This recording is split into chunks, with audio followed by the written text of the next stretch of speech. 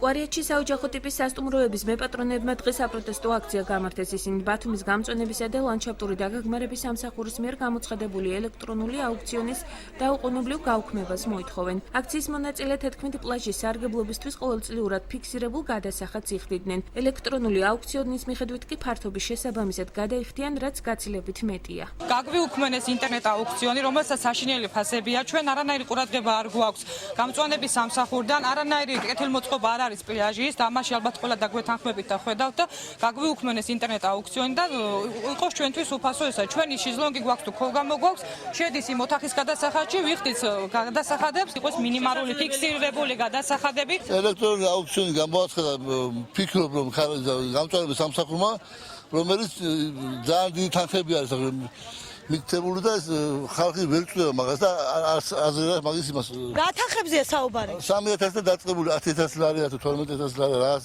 უაზრო თანხები არის, რომელიც მიუღებელია ყველა ჩვენთანაც.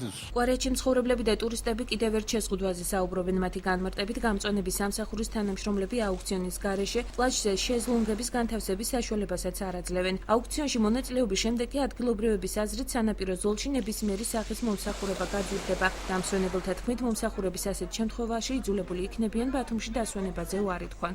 როგორ შეიძლება ყოველ წელიწადს იმატებს გადასახადი და გამოდის ისე რომ დამსვენებლები ალბათ მალე შეწყდება კვარიეთში, იმიტომ რომ შესაბამისად ფასი აიწევს გადასახადის არა თითოეული საწოლის. ბათუმის გამწვენებისა და ლანდშაფტური დაგეგმარების სამსახურში განმარტავენ, რომ ახინჯაურის გონიოს და კვარიეთის სანაპიროზე ფიქსირებული გადასახადი აღარ იქნება. უწყების წარმომადგენლის ავთანდილ ტარიელაძის თქმით, აუქციონზე 1 კვადრატული მეტრი ბუნგალოსთვის 10 ლარი, ხოლო შეზლონგისთვის 3 ლარი იღება.